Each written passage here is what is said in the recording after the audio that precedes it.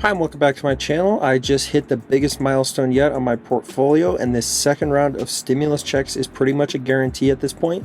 So those are the two main things we're going to be talking about in today's video. As we can see, on the day I'm down about $70, but I am up on the week, and we'll get to that right now. My total investment is now $7,702 or $3. On the week, I'm up $202 or 2.73%. On the month, I'm now up 13.5%. On 3 months, I'm up 27%. Over the last year, up almost 16%. And all time now, this is the big deal, up 16.76%. More importantly, up $1,106.23.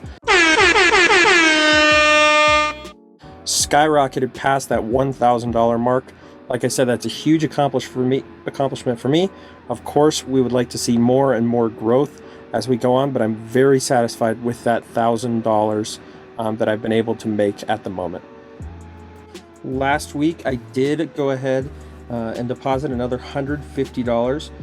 With that $150, I purchased one share of DraftKings, which is the newest stock in my portfolio. I purchased that for about $37.17. Next, I purchased one more share of O, or Realty Income, at around $57. I now have 8 shares of O, and it's the 4th largest stock in my portfolio. And last but not least, I purchased 0.0064 more Bitcoin. My purchase there was for $60. My total purchase or investment of Bitcoin is now approximately 0.18 Bitcoin, or 18% of a Bitcoin, so that's a huge deal. And right now we'll take a quick pause so I can remind you to subscribe to the channel, like the video, and comment down below what you want to see next. If you comment it, I will make it happen. Thanks. The other really big thing we have to talk about in today's video is this second round of stimulus checks, so we'll go ahead and get to that right now. Here we have this article by tomsguide.com talking about pretty much the guarantee of a second stimulus check and what this means. So we can see a second $1,200 stimulus check is included in the Senate's aid proposal. Here's everything we know about eligibility and a potential timeline. Stimulus Check 2 has been agreed upon in the Senate, will be included in the government's next economic aid package. This could mean a second round of $1,200 direct payments is on the way, but who will qualify and when will this arrive? GOP leaders have confirmed that it's included in the upcoming stimulus package, which will be called CARES 2 and unveiled next week. The House passed $3 trillion in a relief package called the HEROES Act on May 16th. What that meant is a stimulus check 2 amount of up to $1,200 per person, or $2,400 for married couples. The Senate's looking to enact a stimulus plan. The latest stimulus check status report suggests a smaller $1 trillion package is in the pipeline. However, it's likely another round of payments to individuals and family is included. The big question here is who qualifies for the second stimulus check. Basically, the guidelines are if you qualified for the first stimulus check, you will qualify for the second. So for those who aren't aware, that means if you make less than $75,000 a year, or you are married and the two of you make $150,000 or less, you will receive the full amount. And then if you make up to $100,000, you will receive a smaller prorated amount of that. So here's everything that we know about it. The Senate's putting forth a new stimulus bill. Mitch McConnell confirmed that this is happening. It's going to be the CARES 2 Act. Donald Trump voiced his support for a new round of stimulus, but with certain conditions. Specifically, he pushed for a payroll tax cut and liability protections for businesses that open. He says that he would consider not signing a bill that would not include the payroll tax cut. Negotiations began July 20th, according to White House Chief of Staff. But the big idea here, again, is that this $1,200 stimulus check is pretty much a guarantee at this point. There's a lot of contention, specifically among economics talking heads, because the problem is in certain cases people are making more money between these stimulus checks and the increased unemployment benefits than they would at their jobs. That has absolutely been an issue, especially for small businesses. Certainly some people are struggling, and that's really why we're seeing this happen. The question becomes, how much do we let people have, and how much longer does this continue to happen? Of course, nobody knows the answer of when this whole pandemic will be over, but the timeline here is that this next stimulus package should be coming as early as August. So they believe the goal is to approve the next stimulus package on or before August 7th, according to Forbes. That date could move around a little bit, but of course they think this money would get into people's pockets a little bit faster than the last time around, now that they have a little bit of experience and know exactly what's happening. but now we'll get into my portfolio. First stock we'll talk about today is Vivint Solar, of course the largest stock in my portfolio, and of course the highest performer. Total market value is now $1,125. Only cost me $336.96 for my position, an average cost of $674 for those 50 shares. Total return is now plus $788, or 234% return. I wish I would have purchased even shares last week.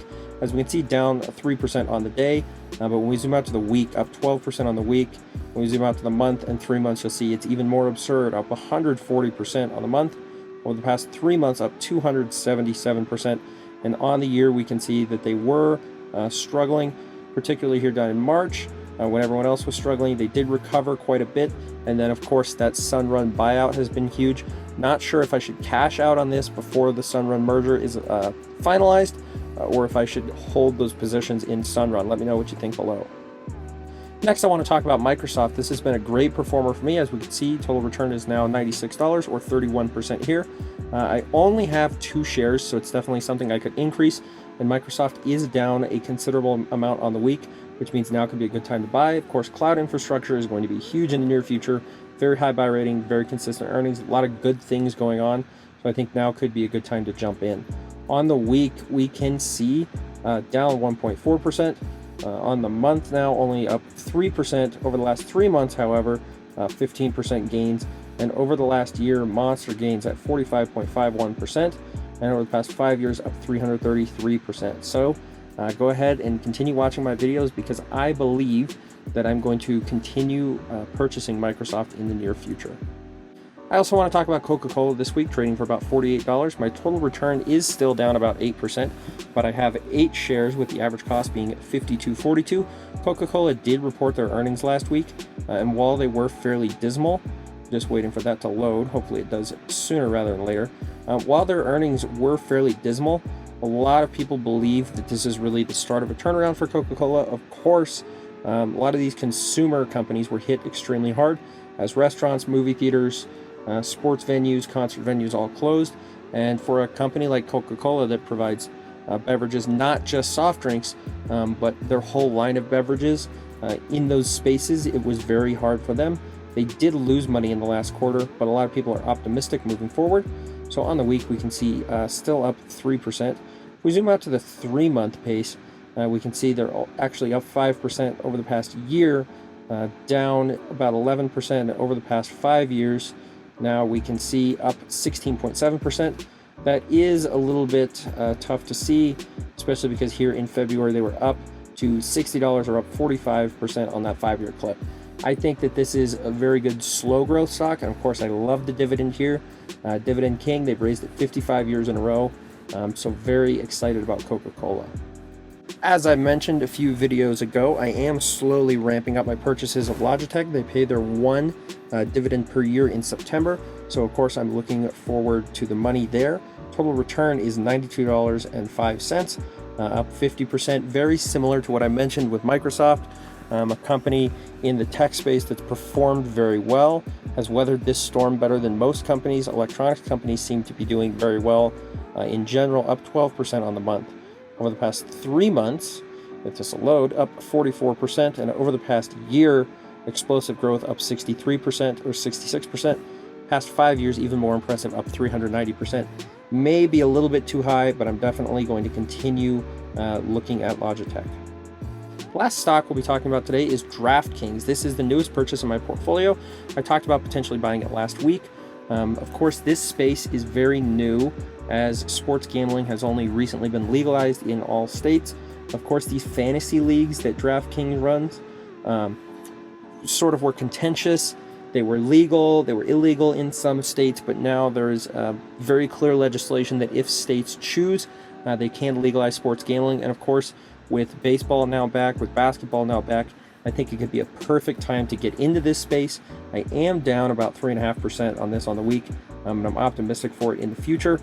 Huge IPO. If we zoom out to the last year, we can see enormous growth, up 275% over the past year on that IPO, but still an 83% buy rating, and I think a lot of similarities to my Penn National Gaming stock, that of course being related to Barstool. So I will continue purchasing DraftKings. And I have to talk about Bitcoin every week. especially because my equity is now over $1,700. Total return is now up about $80.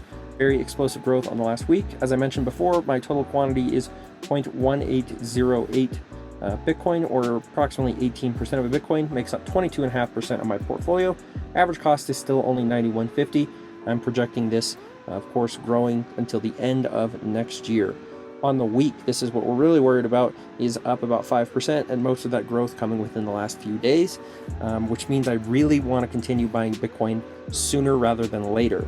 Especially, I haven't talked about it a ton in my videos, but if Bitcoin does explode at the end of next year, the bigger difference is going to be what I can buy this year, because Bitcoin is now taxed just like any other stock. If you hold it for longer than a year, it is eligible for long-term capital gains, which of course decreases the amount of tax that you're paying by a considerable amount.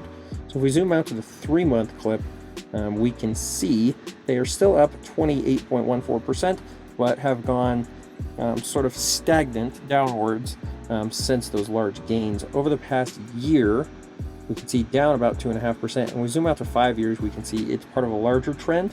Of course, that giant spike at the end of 2017, and has slowly been creeping downwards since then. We don't know. It could start spiking up very, very soon. I've seen estimates of Bitcoin hitting $11,000 in August. We just don't know, so make sure to stay tuned. I am trying to get these videos out as soon as possible. I know I'm behind, but I'm catching up slowly. Thanks for watching to the end of the video, and I'll be back with another one next week. Thanks.